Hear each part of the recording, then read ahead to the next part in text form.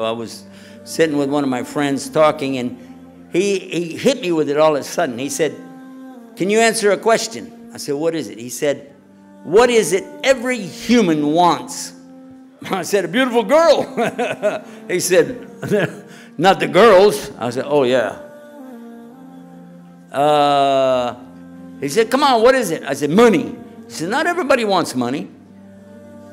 So, really? Whoa, who said it? Peace. That's it. That's exactly what he said. I said, "What do you mean?" He said, "Because everything else will boil down to that one word. You believe that happiness will give you peace. Happiness doesn't always give you peace, does it? You think it does, but what happens when it goes away? Well, you're having a lot of fun, yay! Oh, it's a lot. And then later on you're like, oh man, I got it down over there. We all want peace, and this is why we do what we do. Because we think what I'm getting ready to do is going to make me feel better.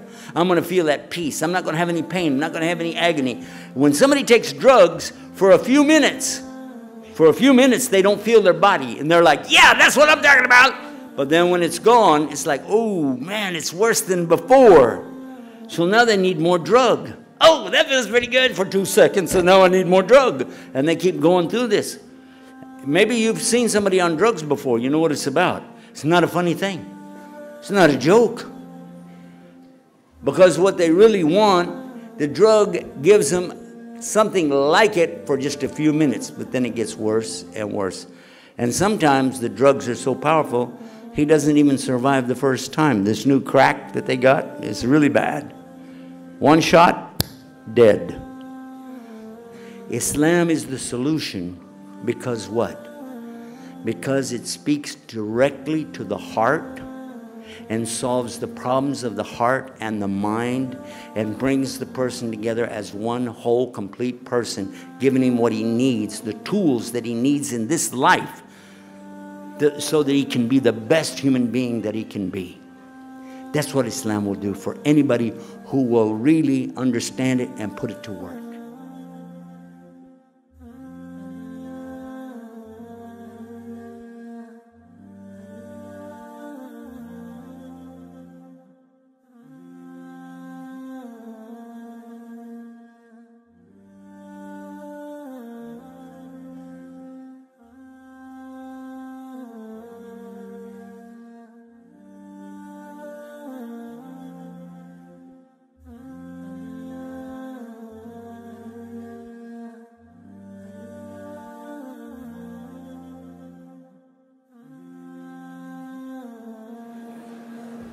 بسم الله الحمد لله والصلاة والسلام على رسول الله وعلى آله وصحبه أجمعين أشهد أن لا إله إلا الله أشهد أن محمدا عبده ورسوله السلام عليكم.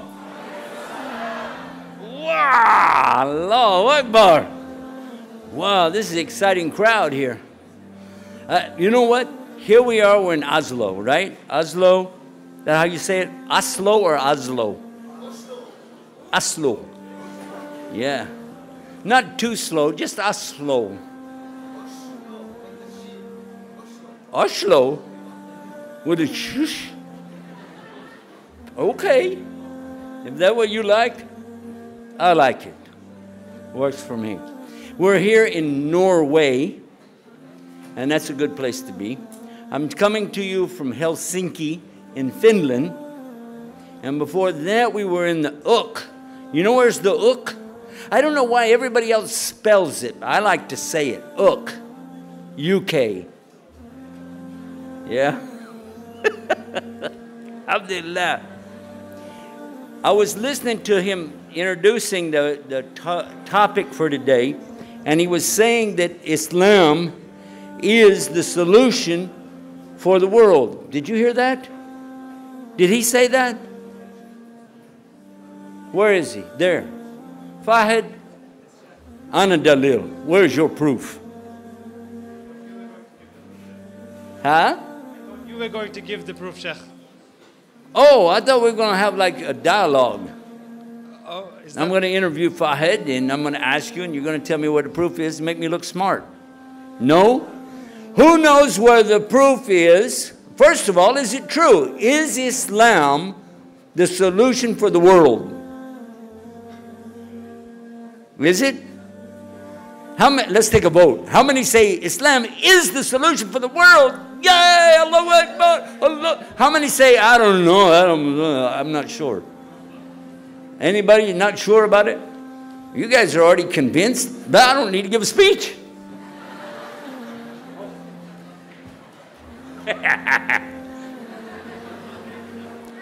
Alhamdulillah.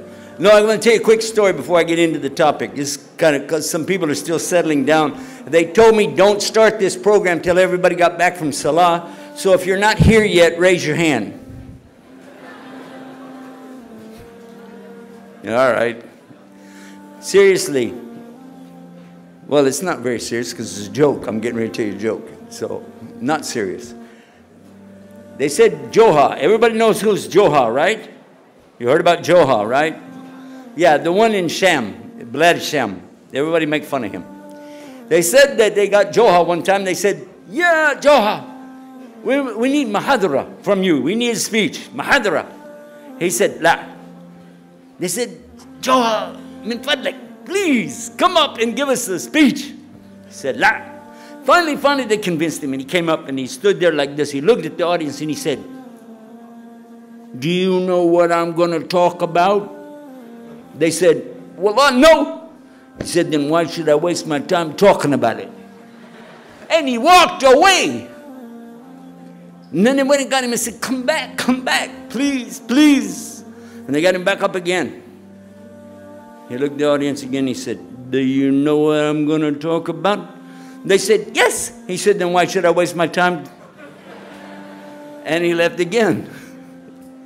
So on another day, they got him and said, please, please. Now, the audience is getting wise now, right? So when he got up, he said, you know what I'm going to talk about? Half of them said, no. The other half said, yes. He said, the ones who know, tell the ones who don't know. Goodbye. Alhamdulillah.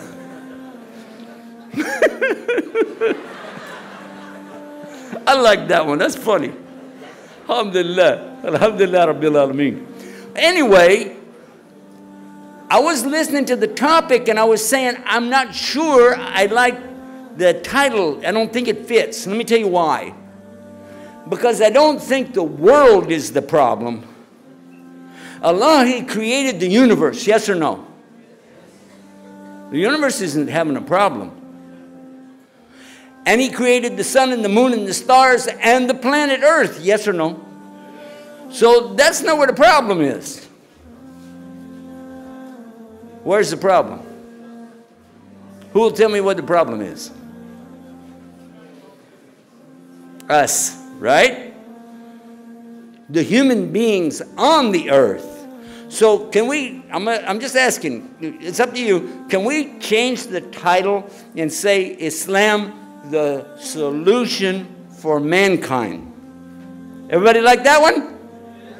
I don't like it. No, because He said mankind. What about womankind? You got to be fair. I got to be fair, yes or no? That's right. How about if we say Islam is a solution for humans? Is that, everybody like that one? No, because you still got man in there. Yeah, human. You notice that? So how about if I said Islam is the solution for everybody? How about that? Is that okay?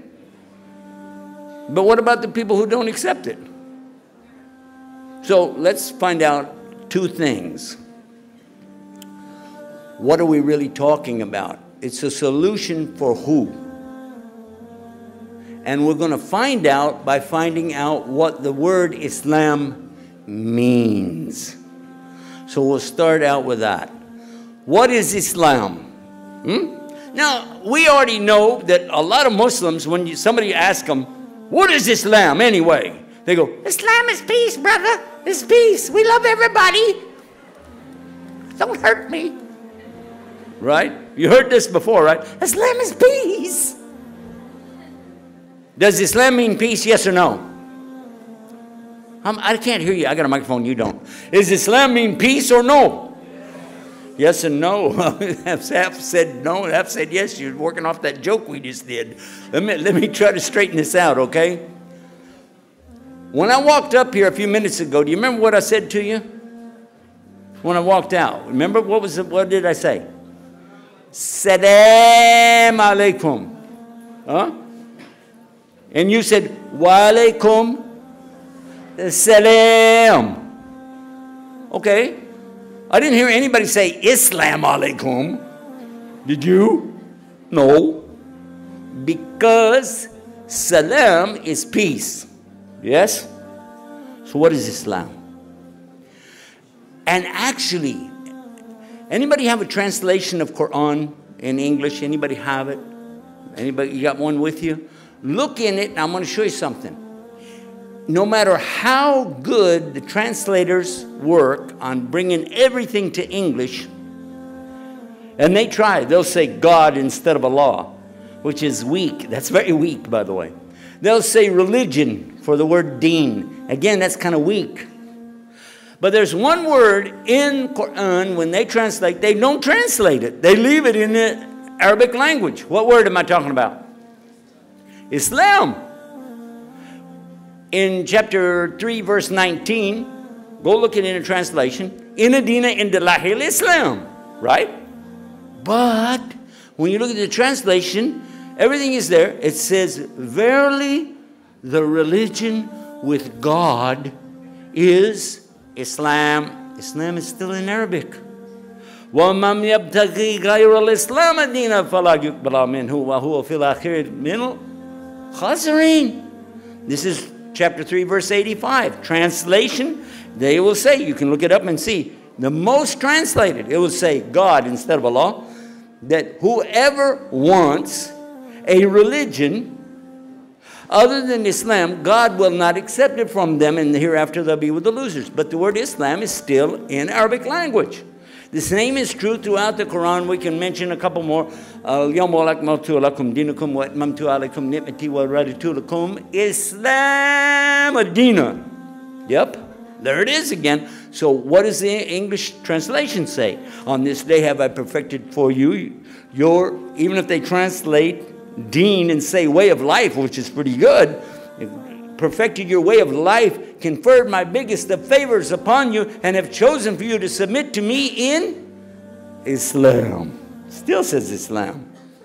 And this goes all the way back to the Quran. Everywhere it says Islam in Arabic, they just used ISLAM in English and they left it. The problem, brothers and sisters, actually I'm so much older than you, I should call you kids, right? Somebody asked me the other day, they said, how many children do you have? I said, I don't have any. I have grandchildren. They said, well, how do you get grandchildren? You don't have any children. I said, well, my children aren't children anymore. They became adults. That's how they got the grandchildren. Figure that one out, okay? You like that, huh? How about this? I now have been told 2 days ago that my 4th great-grandchild is on the way. And they believe it's going to be a girl, maybe. I hope. I hope. I like girls. You like girls? Better say yes.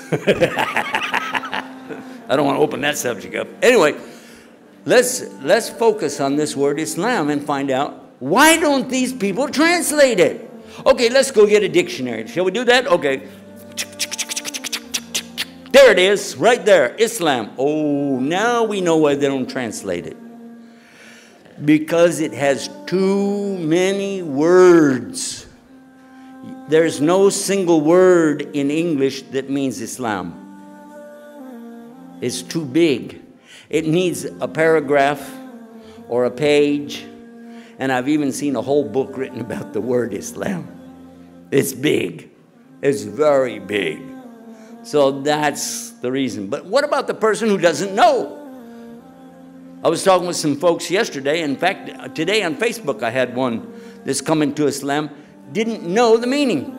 They said, you know, I believe in God and God's one, but why do I have to go with your religion? Why do I have to go with the Muslim religion? Well, first of all, it's not my religion. And it's not the Muslim religion. What it is, it's Allah's deen, right? Allah said that He perfected and gave us His ni'mah, His deen, His Islam. He gave it to us. So it's Allah's way. Now, what we found in the dictionary, look at this. First word, surrender. That's in Islam. Did you know that? Heck, we didn't know that. That's amazing. Up to now, we just thought that was something we do, like Iraq, Afghanistan, airport security, surrender. Yeah. But that's a part of Islam. There's still more. In fact, there's 4 more at least.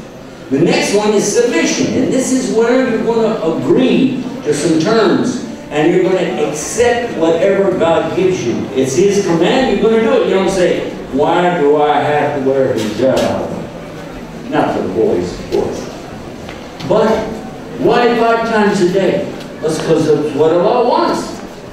Salah is how many times a day? At least 5. Minimum, you can do more, but not less. And that's up to Allah, isn't it? So that's the submission. You're going to agree to that. And then the third thing is to obey. You will obey Allah in the best of your ability. Whatever commandments He gives us, we're going to do it. All right? And then what? This is the one, I love this one. Sincerity. Sincerity. It's in the word Islam. You have to be sincere with Allah or it won't count. Isn't that true? Is it true? Don't I have to be sincere with Allah? If I'm not sincere with Allah, then my Islam is no good. True or false? You can go move your head like that, okay? There you go. I know you can do it. Anyway, you understand my point, right? Or do you? How many of you heard this? Islam spread by the what? We all heard the same word, didn't we? Nobody said butter knife, did they? No, Islam spread by the, but it didn't really, did it? In fact, you know, that amazed me. It was one of the things that I did when I came into Islam. I was still comparing stuff in my Bible to the Quran, trying to understand what's what. And when I heard this, I said, let me go check that out. So first thing you do, of course, I went to my Bible and got the concordance of the Bible, Strong's concordance of the Bible. It lists every single word in the Bible. You can do that. It's very easy. And even 22 years ago, before there was Google, we could still do word search, but it was on paper. And I went through and I counted every time I found the word sword in the Bible. More than 200 times. Pay attention, boys and girls. I'm telling you something. More than 200 times in the Bible I found sword. And most of it in the New Testament, which is actually smaller than the Old Testament. And guess who is saying, get a sword, get a sword? Jesus. According to their book. Listen to this quote. It's in their book. They said, Jesus said, I did not come in peace. Don't think I came in peace. I did not come in peace, but with a sword. That's in their book. And another one, whoever doesn't have a sword, sell your coat and buy a sword. It's in their book. And how many of you heard this? If you live by the sword, you will die by the sword. That's in their book. And he's telling them get swords. And then another place, when they're fighting and the ear of one of the servants gets cut off in the big battle, and he said, okay, put the sword down. Sword, sword, sword. We're hearing about swords, right? So, okay. Let me go look now in Quran. Now in Quran, I'm going to try to be fair, and I'm going to look for any word in Arabic which means sword. Everything, even khanja. You know khanja, the dagger. Saif, Muhammad, Hussam. How many words? 13, 14, 15 words, right? So let's get all the words in Quran that have any meaning of sword or dagger or something like that. Add them up and see how close we come, or more than what the Bible has. How many, I'm going to let you guys guess. How many times is the word sword or something like that in the Quran? More than 100? How many say more than 100? How many say more than 50? How many say 0?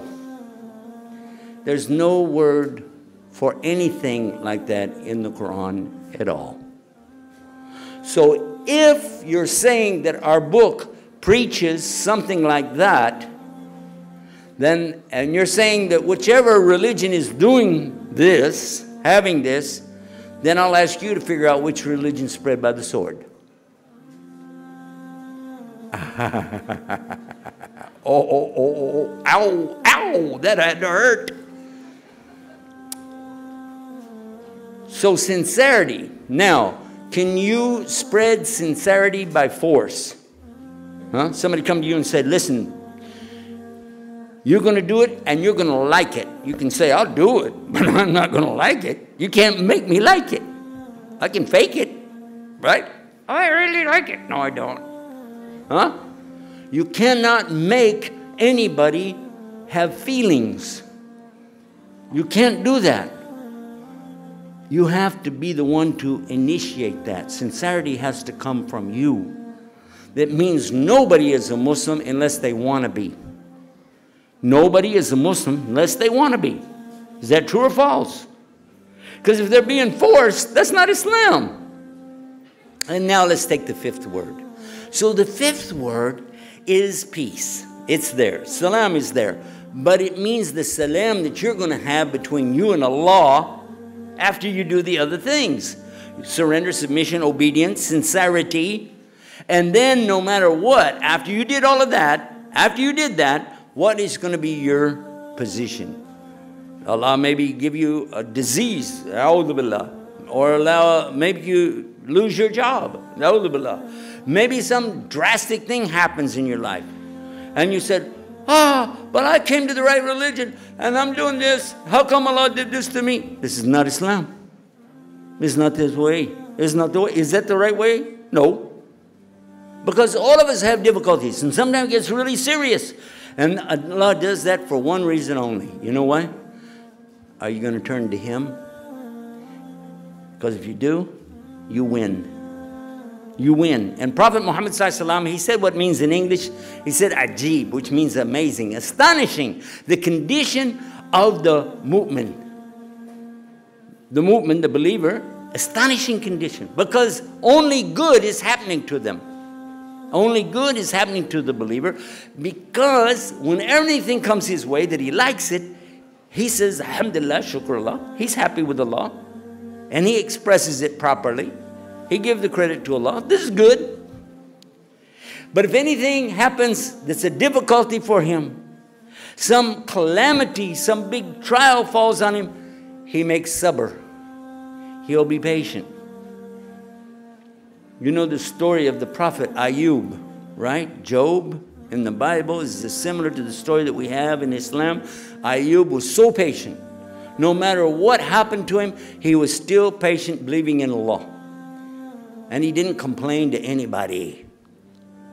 Yeah, imagine. And Prophet ﷺ said, continuing the hadith, that it's good for this person, even though he had a difficulty with it, because he made this patience, then it's all good for him.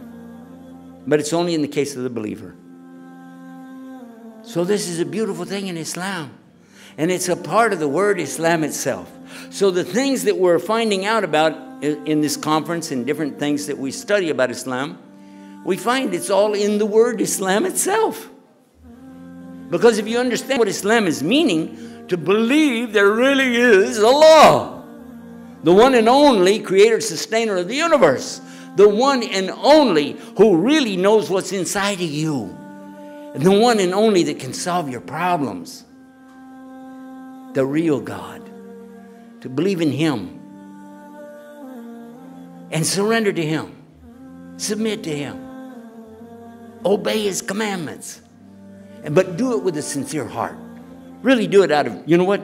Allah want me to do it, I'm going to do it. Alhamdulillah. And then be in peace with whatever comes from that. Now, truthfully, I can see where that really would help all of the human beings on this earth. One of the ways is to have the correct belief. When we talk about the belief in Islam, it is not just that we believe in God, because almost every religion has a belief in some kind of a God, right? They all have that. But almost every time you find that the God is something in the creation, or somehow connected to the creation, or not perfect. Whereas for Islam, he's so uniquely one, there's nothing in the creation that's like Allah. Nothing is like Allah. Even when we try to describe Allah, we can't do that. We can't, because how do you describe Allah? He's, for us, undescribable. We can say what he said about himself. If Allah says in the Quran, you'll find this in, I think, Surah An-Nur, Allah's talking about the face of Allah. But even then, we don't want you to come up and say, yeah, you know, it has a nose or cheeks and stuff. We didn't do that, because it didn't say that. You just say what Allah said. We're tough on that, aren't we? I mean, somebody say it the wrong way, we'd be like, hey, astaghfirullah, brother. That's not the Aqidah. Work on that, huh?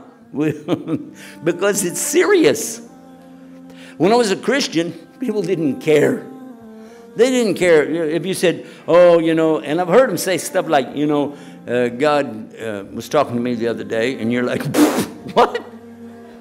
I don't know if any of you remember the famous debate with Jimmy Swaggart and Ahmed Deedat. Have any of you seen it? Have you seen it? Yeah. In that debate, if you got the whole thing, some of it has abbreviated, but if you got the whole one on it, at the end of it, Jimmy Swaggart says, the other night, I believe God is talking to me. He's saying to me, he's saying, Jimmy, now you tell them Muslims, I'm like, are you serious? He even gave him a Louisiana accent. I mean, it was like, I can't believe this guy. I wanted to focus on this, though, because the most important part about Islam is what we believe. Because there's a lot of good people out there. They do good deeds. They're kind. They're generous. They're sweethearts. We like them. Even they're not Muslim, but they're nice and, you know, easy to get along with. And people will say, well, why can't this person go to paradise? I mean, he's nice. He didn't do anything wrong. Everybody likes him. What's wrong? You know what's wrong? First of all, we're not the ones that created him, are we?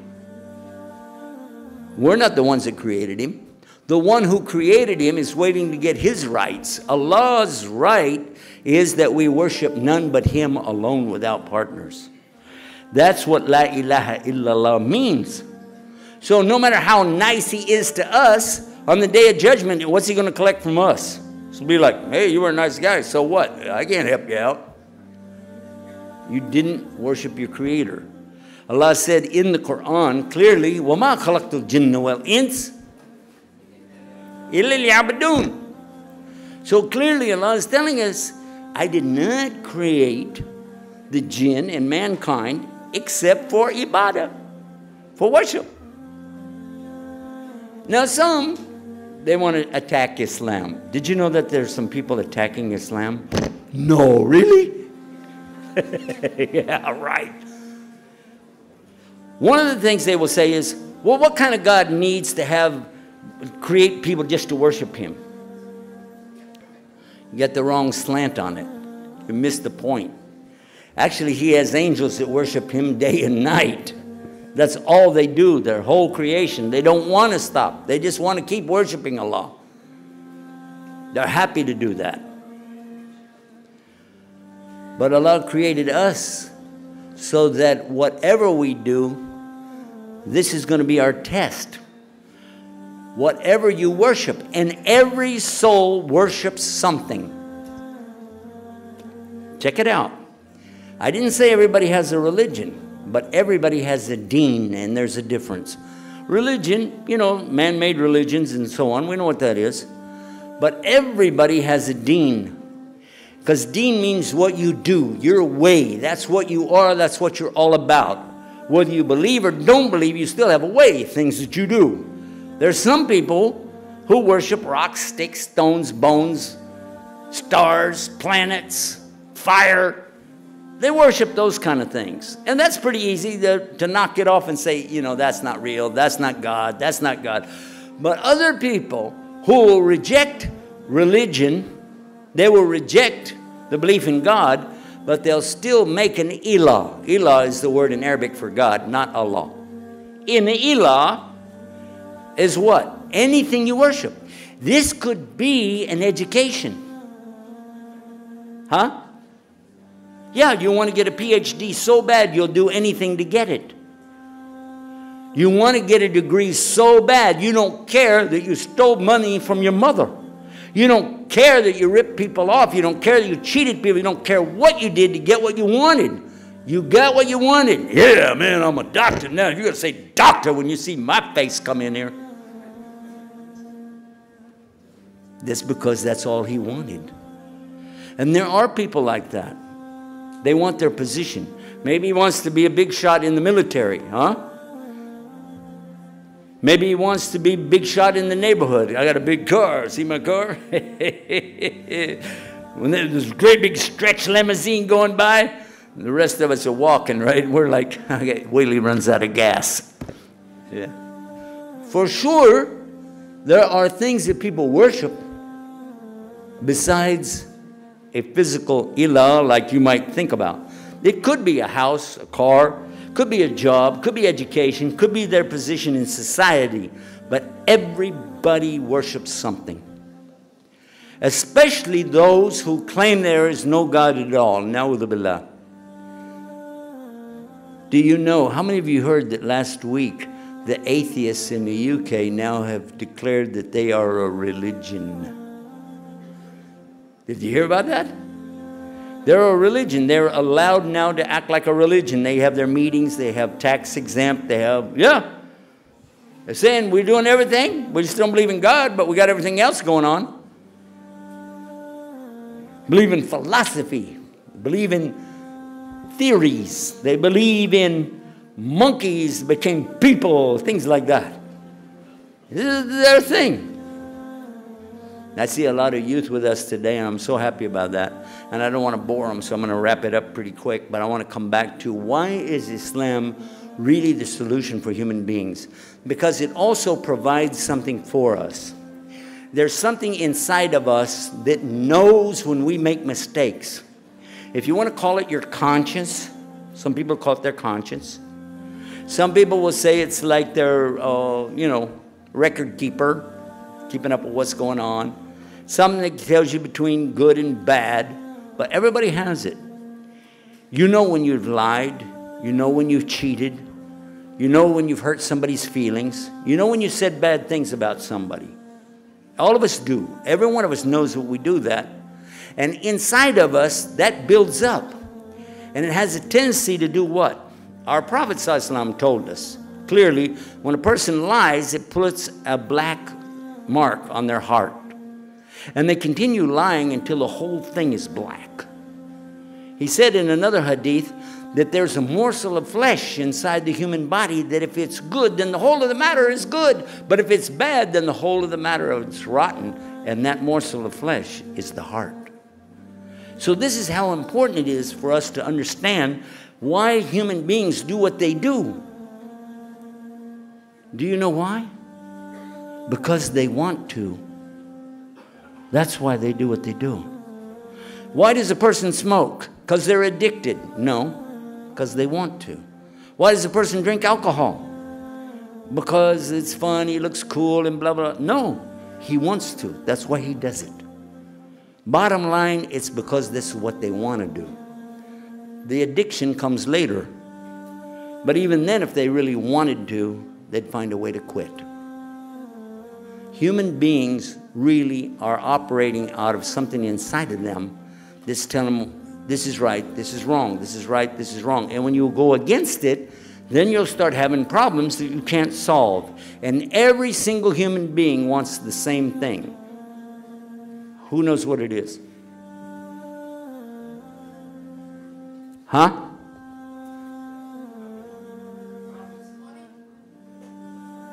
What? Happiness? Not exactly. You're real close though. Huh? Success? You're also real close, but that's not the word I'm looking for. Huh? Pleasure? You guys are on it, though. You're getting around this thing. You know, it happened to me many years ago, maybe 50 years ago. I was sitting with one of my friends talking, and he hit me with it all of a sudden. He said, "Can you answer a question?" I said, "What is it?" He said, "What is it every human wants?" I said, "A beautiful girl." He said, "Not the girls." I said, "Oh, yeah." He said, "Come on, what is it?" I said, "Money." He said, "Not everybody wants money." So, really? Whoa, who said it? Peace. That's it. That's exactly what he said. I said, "What do you mean?" He said, "Because everything else will boil down to that one word. You believe that happiness will give you peace. Happiness doesn't always give you peace, does it? You think it does, but what happens when it goes away?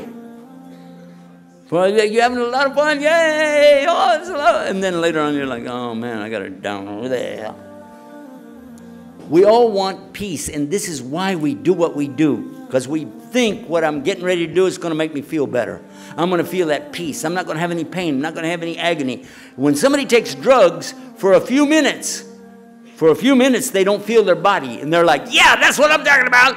But then when it's gone, it's like, oh, man, it's worse than before. So now they need more drug. Oh, that feels pretty good for 2 seconds, so now I need more drug. And they keep going through this. Maybe you've seen somebody on drugs before. You know what it's about. It's not a funny thing. It's not a joke.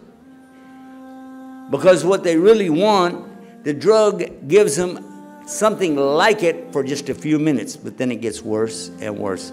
And sometimes the drugs are so powerful, he doesn't even survive the first time. This new crack that they got is really bad. One shot, dead. So this is why, according to the psychiatrists, they tell us that this is the motivator. People will do what they do for one of two reasons. Either they will do something hoping that they're going to get a reward, a benefit, or they won't do something because they're afraid that they're going to lose something. They boil it down to this: fear of a loss, hope of a gain. You want to gain something, but you don't want to lose anything. Kind of like playing the stock market, kind of like betting on horses. All of that's not in Islam, but you get the idea how it works. What does Islam give us that will solve the problem? This is what's so key. Brothers, sisters, listen closely. This is the end of the talk, and you need this part to share with the world. If you really want this to work, don't leave it in here. Don't leave it in this old winery with the beer barrels out there, whatever those are. Take it home with you and use this. Islam is the solution because what?